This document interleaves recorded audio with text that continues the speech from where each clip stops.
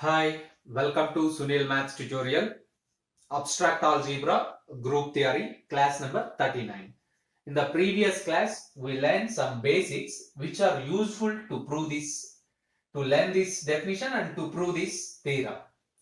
Relation, reflexive relation, symmetric relation, transitive relation and equivalence relation. Let us see the definition of congruence modulo H. Congruence modulo H. Let G comma dot be a group and H comma dot be a subgroup of G. Then A is congruent to B. I read it as, observe that A is congruent to B mod H. A is congruent to B mod H implies and implied by B inverse A belongs to H. Implies and implied by B inverse A belongs to H. For A comma B belongs to H.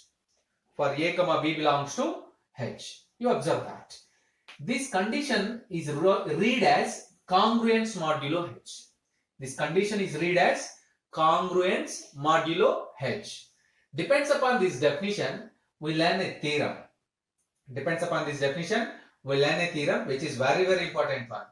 If capital H is a subgroup of G, for A comma B belongs to capital G, then the relation A is congruent to B mod H is an equivalence relation.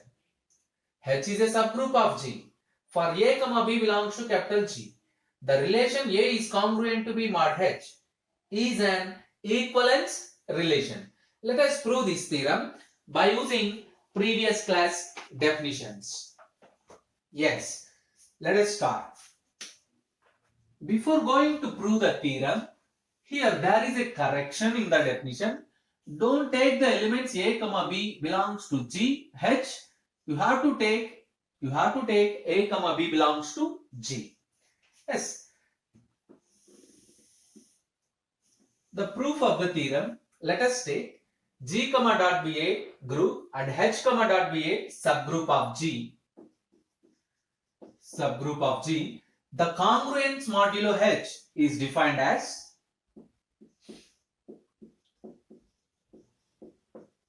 the congruence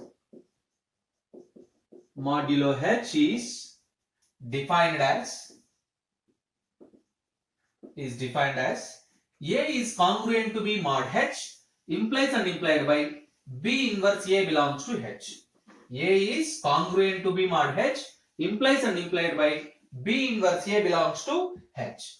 We have to prove that this relation is an equivalence relation. We have to prove that this relation is an equivalence relation. This relation is an equivalence relation.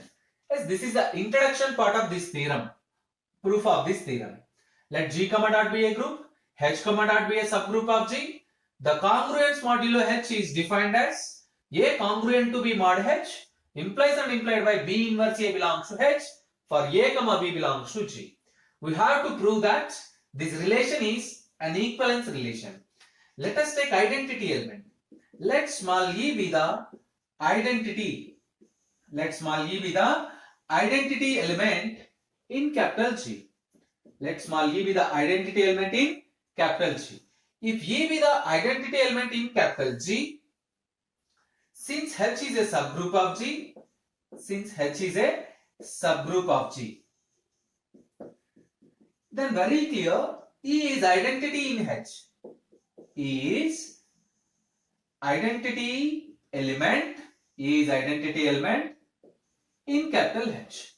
E is identity element in capital H. Yes, let us prove that this relation is an equivalence relation. What is the first property of equivalence relation?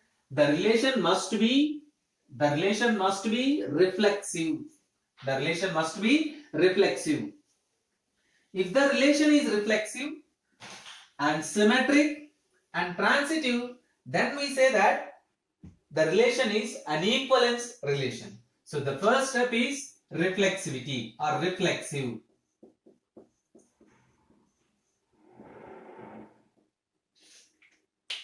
Yes. Since E belongs to H, you observe that E is the identity element. E belongs to H. For an element A belongs to G, for an element A belongs to G, we know that A inverse A is equals to E. Yes, this is the basic step. For an element A belongs to G, A inverse into A is equals to E. So, E belongs to H means you can write instead of E, A inverse into A belongs to H. A inverse into A belongs to H. We learn the definition congruence modulo H. A is congruent to B mod H implies and implied by B inverse A belongs to H. B inverse A belongs to H, which is known as congruence modulo H. Instead of B, we have A inverse. Instead of B, we have A inverse. By applying that one, it can be written as A is congruent to A mod H. A is congruent to A mod H. Therefore, the given relation, what is that? Congruence modulo H. Congruence modulo H is a reflexive relation. Observe the proof of reflexivity. Since E belongs to H, E can be written as A inverse into A belongs to H, which implies as A is congruent to A mod H. Therefore, the given relation congruence modulo H is a reflexive relation. Let us prove the second one.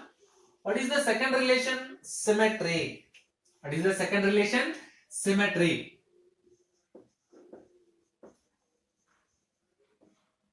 To prove the symmetric relation, let us take A is congruent to B modulo H. A is congruent to B modulo H. Let us take A is congruent to B mod H. What is the definition of congruence mod H? B inverse A belongs to H.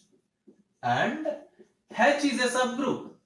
H is a subgroup of G. We know that every subgroup is itself a group. H is a subgroup of G. We know that every subgroup is itself a group. So by applying the inverse axiom, B inverse A whole inverse belongs to H. We learn a theorem, AB whole inverse is equals to B inverse into A inverse. By applying that theorem here, you get A inverse, B inverse whole inverse belongs to H. What it means? A inverse B belongs to H. A inverse B belongs to H. A inverse B belongs to H means by applying the definition, replace the elements A and B, you get B is congruent to A mod H. B is congruent to A mod H. We take A is congruent to B mod H. We prove that B is congruent to A mod H. Therefore, the relation congruence modulo H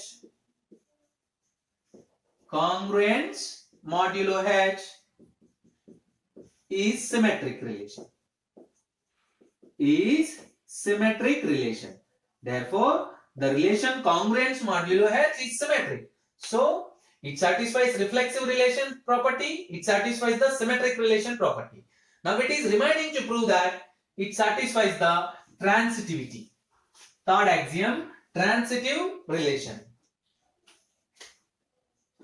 Third one, transitive.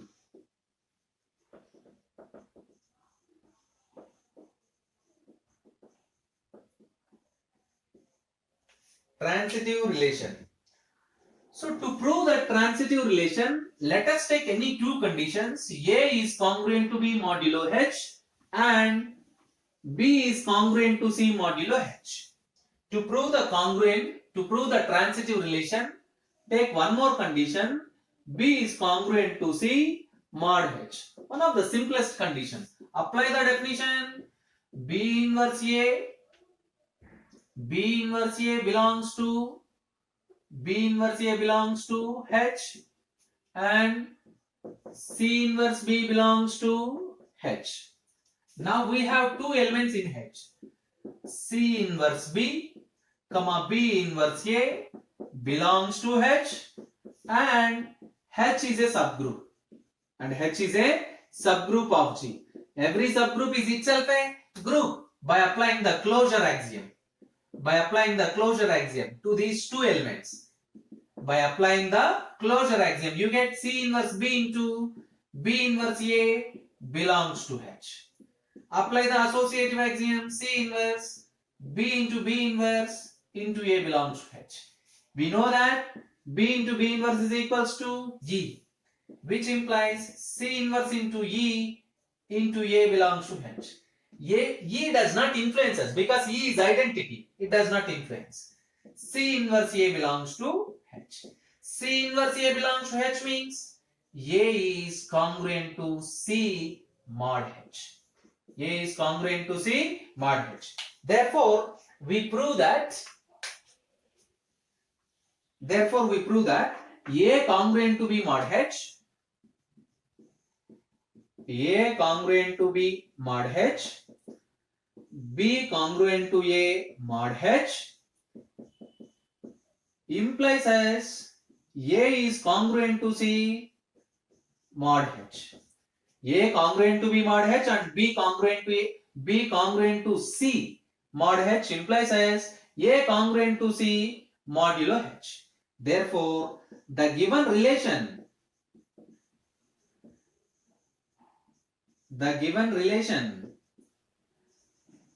congruence modulo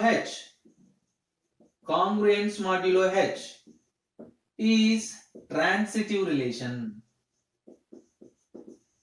Is a transitive relation. Now you observe that the given relation satisfies all the three properties. Hence, the given relation satisfies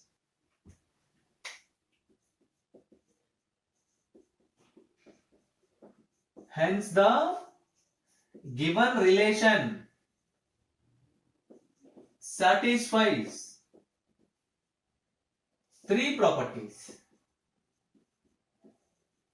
reflexive, symmetric, and transitive. Hence, the given relation is reflexive, symmetric, and transitive. Therefore, A congruent to B mod H. Therefore, the relation A congruent to B mod H implies and implied by B inverse A belongs to H is an equivalence relation. This completes the proof. This is one of the very, very important theorem for 10 marks. Number of times it is a repeated question, and also it plays a vital role while learning the advanced algebra. It has many applications. This equivalence class has many applications. In the next class, we learn some of the applications and we learn equivalence class. Here we prove that it is an equivalence relation. In the next class, we learn equivalence class and we prove that some another properties of this definition A is congruent to B mod H implies and implied by B inverse A belongs to H. Keep learning.